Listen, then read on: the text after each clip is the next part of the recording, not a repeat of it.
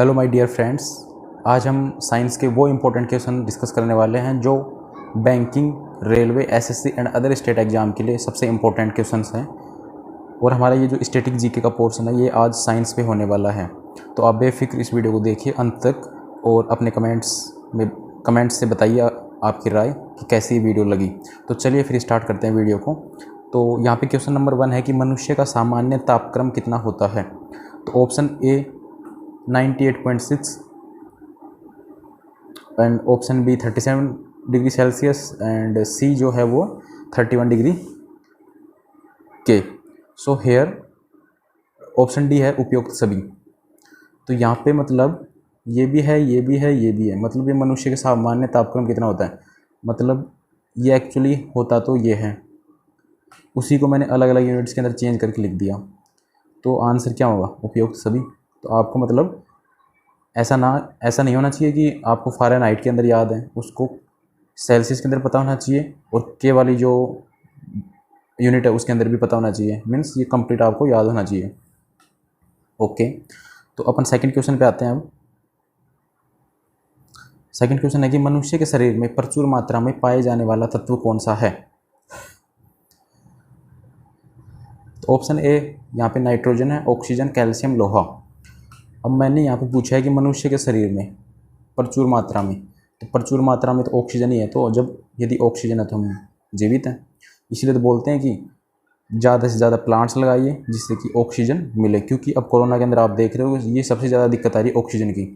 अब शहरों के अंदर ये ज़्यादा दिक्कत इसलिए आ रही है कि शहरों के अंदर जो पेड़ पौधे हैं वो एक लिमिटेड जगह पे हैं। ऐसा है नहीं कि शहर के अंदर एक पूरे एरिया के अंदर ग्रीनरी है। एक कुछ एरियाज है जहाँ ग्रीनरी है तो वहाँ पे अच्छा रहता है, बाकी जगह ठीक नहीं है। इसीलिए तो बोला जाता है कि पेड़ पौधे लगाओ और तभी तो ऑक्सीजन आएगा। तो आप सबको भी ध्यान रखना है, प्रिपरेशन के दौरान पेड़ पौधे भी लगाना चाहिए और उनकी केयर करना भी ज़रूरी है, जिससे कि हमारा इन्वायरमेंट भी स्वस्थ रहे। क्वेश्चन नंबर 3 यहाँ पे आएगा, मनुष्य के मस्तिष्क का सबसे बड़ा भाग कौन सा है।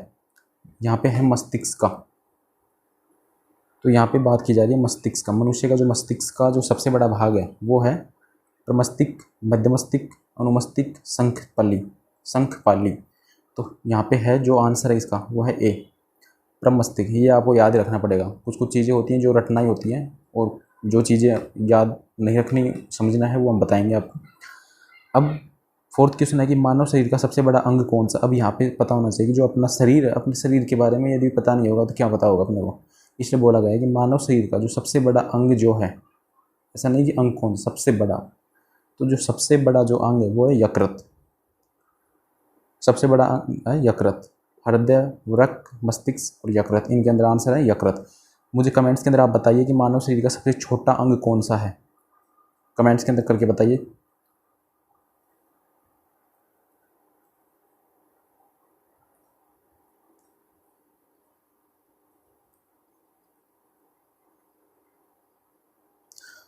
अब यहाँ पे क्वेश्चन नंबर 5 है, मनुष्य के शरीर में टीबिया नामक हड्डी कहाँ पर पाई जाती है। तो आपको सबको सुना ही होगा, टीबिया नाम की हड्डी होती है वो कहाँ पे।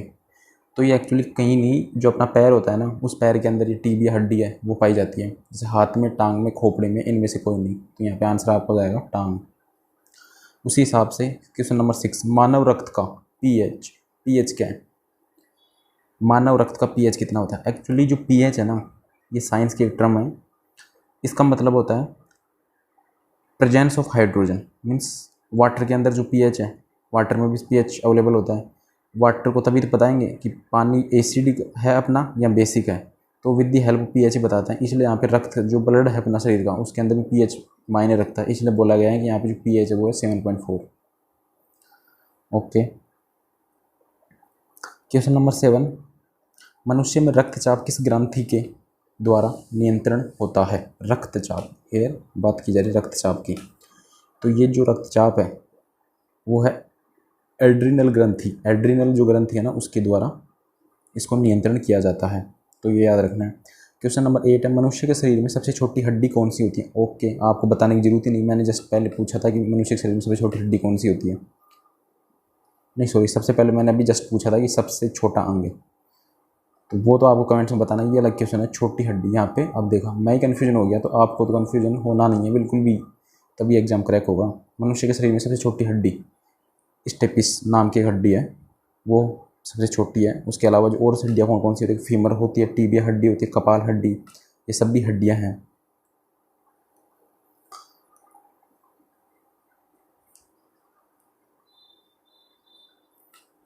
क्वेश्चन नंबर 9 पे आ गए अपन।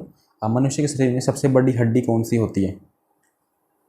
सबसे बड़ी, वो सबसे छोटी थी। इससे पहले जो अपना हड्डी पढ़े थे ना, अब देखिए यहाँ पे जो क्वेश्चन हमने रखा है 1 बाय 1, वो एक तरह से एक दूसरे से इंटरलिंक। जैसे इससे पहले वाला क्वेश्चन क्या था, सबसे छोटी, अब फिर आपके दिमाग में आ गया सबसे बड़ी भी होती होगी, तो उसके जस्ट बाद में हमने क्या कौन सा क्वेश्चन डाल दिया, सबसे बड़ी हड्डी। तो आपको ज़्यादा कन्फ्यूजन नहीं हो और जल्दी जल्दी चीज़ें समझ में, इसीलिए हम ये जो क्वेश्चन है वो एक पेपर पे लिख के इतनी ज़्यादा मेहनत करके और आप तक पहुंचाते हैं। तो आपका प्यार ही हमारे लिए सर्वप्रथम है। तो आप चैनल को देखते हो, चैनल पे जो भी वीडियो देखते हो, उसके बाद चैनल पे वीडियो को लाइक और सब्सक्राइब करना मत भूलिएगा, प्लीज़ सपोर्ट कीजिएगा बिल्कुल, जिससे कि हम मोटिवेट रहें। तो मनुष्य के शरीर में सबसे बड़ी हड्डी कौन सी है? अब हड्डियाँ तो स्टेपिस भी है, टीबिया हड्डी भी है, कपाल हड्डी भी है, लेकिन जो फीमर जो हड्डी है ना, वो सबसे छोटी है। अपने इससे पहले जो पढ़े थे वो सबसे छोटी कौन सी थी, स्टेपिस, लेकिन यहाँ पे सबसे बड़ी की बात की जा रही है, तो वो फीमर है, फीमर। ओके, 10th क्वेश्चन है, बुढ़ापे में कौन सी ग्रंथि लुप्त हो जाती है? ओके, ये भी इंटरेस्टिंग क्वेश्चन है। बुढ़ापे में कौन सी ग्रंथि, मतलब सब लोग जानते नहीं कि कौन सी ग्रंथि, हम तो जैसे पैदा हुए थे वैसे रहते हैं लास्ट तक, ऐसा कुछ नहीं। मतलब हमारा जो जीवन है ना, वो चेंज होता रहता प्रतिदिन, वो पता नहीं लगता अपने को।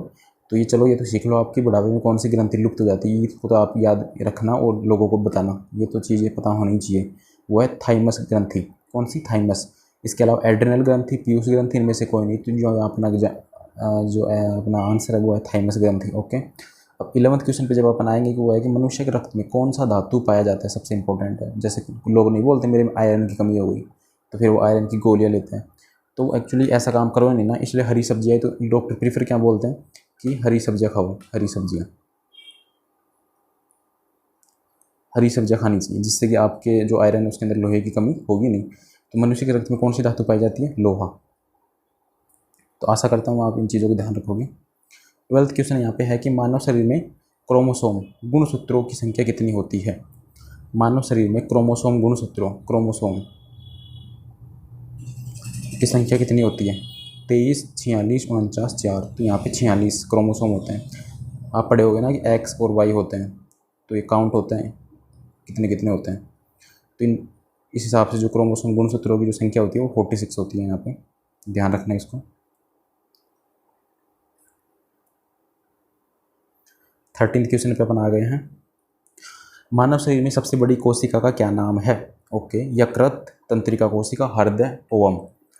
तो यहाँ पे आपका आंसर हो जाएगा तंत्रिका कोशिका। हमारा जो तंत्र है शरीर का, वही तो होगा मानव सबसे बड़ी कोशिका, जिससे हमारा शरीर चलता है। तो तंत्रिका कोशिका जो है वो सबसे बड़ी कोशिका है शरीर की, मानव शरीर की। मनुष्य के सामान्य रक्तचाप कितना होता है?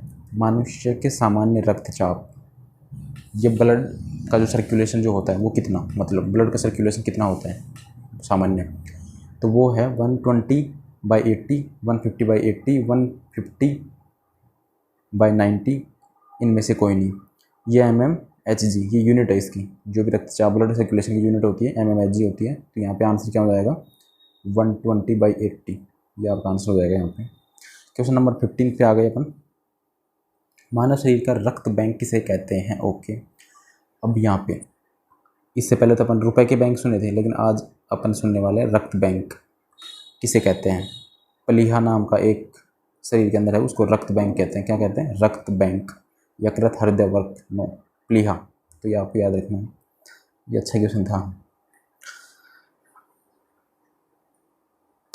मनुष्य के शरीर में सबसे छोटी ग्रंथि कौन सी होती है? सबसे छोटी, सो ऑप्शन है यहाँ पे है थायराइड ग्रंथि, यकृत, थाइमस ग्रंथि, और एक है पिट्यूटरी ग्रंथि। तो वो आंसर अपना पिट्यूटरी ग्रंथि, ऑप्शन बी। तो वीडियो में कमेंट करके बताइए कैसी लग रही है वीडियो, जैसे हम मोटिवेट रहें और हमें ऐसी वीडियो लाने का मन करता रहे आगे भी। मानव शरीर में जल की मात्रा कितनी होती है? अब देखिए, मानव शरीर में जल की मात्रा कितनी होती है? 80% जल की मात्रा होती है। और आपको पता है कि दिन के अंदर जो अपना वेट है ना, उस वेट का 1% वाटर पीना चाहिए। पता है आपको? जो भी अपना वेट है उस वेट का 1% वाटर पीना चाहिए पर डे। इससे ज़्यादा पी सकते हो, लेकिन इतना तो मिनिमम रिक्वायर्ड है जो कि डॉक्टर प्रीफर करते हैं।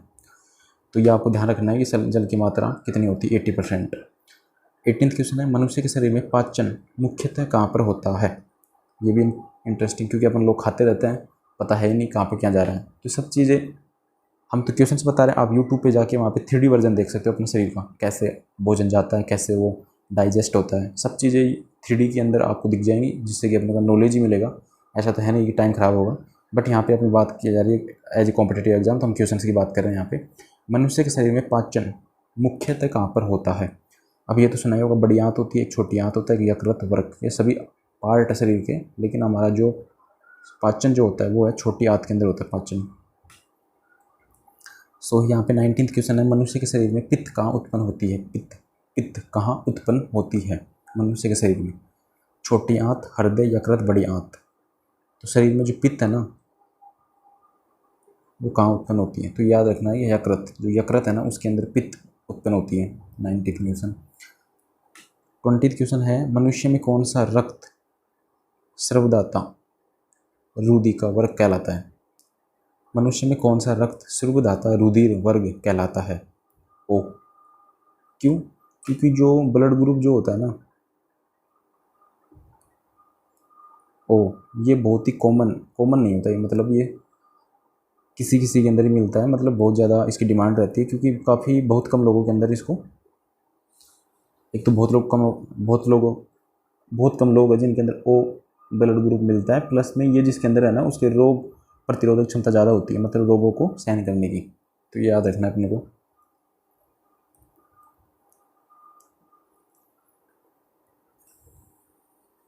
अपन आ चुके हैं 21वां क्वेश्चन पे। मनुष्य में कौन सा रक्त सर्वग्रहणी रक्त समूह कहलाता है। सर्वग्रहणी का मतलब मान सकते हैं अपन कि ये जो ग्रुप ब्लड ग्रुप वो है जो सभी के अंदर ज़्यादातर पाया जाता है, ए और बी, ए बी। कौन सा रक्त सर्वग्रहणी रक्त समूह कहा जाता है, तो ए बी यहाँ पे आंसर आपका हो जाएगा। 22 क्वेश्चन है कि इंसुलिन की कमी से कौन सा रोग होता है। ओके, इंसुलिन की कमी से कौन सा रोग होता है, तो बताइए। गैंगा रोग, डायबिटीज़, एनीमिया, एड्स। इनमें से आपको यदि सब पता है कि ये रोग किसकी वजह से होता है, ये किसकी वजह से, ये किसकी वजह से, एक तो हम बता ही रहे हैं कि ये जो है ये होता है इंसुलिन की कमी से। यदि ये तीनों के तीनों यदि आपको पता है ना, तो आप कमेंट के अंदर जरूर बताइए हमें ये किस वजह से होते हैं। और हम ये बता रहे हैं इंसुलिन तो डायबिटीज़ की कमी से होता है। इंसुलिन की कमी से कौन सा रोग, तो डायबिटीज़ रोग है वो इंसुलिन की कमी से होता है। 23 क्वेश्चन यहाँ पे है, मनुष्य के शरीर में इंसुलिन का निर्माण कहाँ पर होता है। वो अभी अपन ने देखा था कि इंसुलिन की कमी से होता है डायबिटीज़। अब बताया जा रहा है कि जो इंसुलिन का निर्माण, मतलब कमी तो है लेकिन यदि वो किसी के इंसान के अंदर ठीक ठाक अमाउंट में है तो वो कहाँ पे, उसका निर्माण कहाँ होता है। यकृत, पिट्यूटरी ग्रंथ, अग्नाशय, इनमें से कोई नहीं। तो अग्नाशय जो है ना, अग्नाशय, वहाँ पे ये इंसुलिन का निर्माण होता है। मनुष्य के शरीर में इंसुलिन का निर्माण होता है अग्नाशय में। 24 क्वेश्चन आ गया कि मनुष्य के शरीर में लाल रक्त कण का निर्माण कहाँ पर होता है। मनुष्य के शरीर में लाल रक्त कण का, प्लीहा में, हृदय में, अस्थिमज्जा नाम भी इनकी यूनिक है। मनुष्य के शरीर में लाल रक्त कण का जो निर्माण है वो अस्थिमज्जा में होता है। अस्थिमज्जा, इसको तो आपको याद रखना पड़ेगा, थोड़ा ये अलग डिफरेंट नाम भी है इसका, तो इसको आपको ज़्यादा रिवाइज करना पड़ेगा। 25 क्वेश्चन पे अपन आ चुके हैं, वीडियो का अंत आ रहा है धीरे धीरे। चोट लगने पर किस प्रोटीन के द्वारा रक्त जमता है। ओके, ये तो आपने देखा होगा, जैसे अपनी चोट लग जाती है तो ब्लड निकलता है, लेकिन कुछ देर बाद में ब्लड क्या है कि वहाँ पे जम जाता है। तो वो किस प्रोटीन की वजह से द्वारा रक्त जम जाता है। फाइब्रोनोजेन, किसकी वजह से, फाइब्रोनोजेन की वजह से वो एक्चुअली रक्त जम जाता है। फाइब्रोनोजेन, हिपेरिन, सीरम, इनमें से कोई नहीं। तो आंसर आपका ए। भोजन का पाचन मनुष्य के किस अंग से प्रारंभ होता है। ऑब्वियस है, खाना कहाँ से खाते हैं, माउथ से, तो मुंह हो जाएगा आंसर। भोजन का पाचन मनुष्य के किस अंग से, तो मुंह, यकृत, छोटी आंत, बड़ी आंत। ये तो बच्चों वाला क्वेश्चन पूछ लिया इन्होंने। तो इसी के साथ अपना लेक्चर यहाँ पे ख़त्म होता है। तो यदि वीडियो आपको पसंद आई है तो वीडियो को शेयर कीजिएगा, लाइक कीजिएगा एंड चैनल को सब्सक्राइब, जिससे आपको इसी टाइप की वीडियोज़ मिलती रहे। और हमें आप सबसे अच्छी बात तो ये है कि यदि आप हमें ऑलरेडी पहले बता दोगे ना कि इस टॉपिक पे बनाओ, तो उससे आपका भी अच्छा रहेगा और हमारा भी अच्छा रहेगा, क्योंकि अदरवाइज़ तो हम स्ट्रेटेजी के टॉपिक वाइज टॉपिक डालते रहेंगे। और यदि आप पहले डिमांड करेंगे किसी टॉपिक की तो आप कमेंट के अंदर बताइएगा। तो वीडियो देखने के लिए थैंक यू सो मच।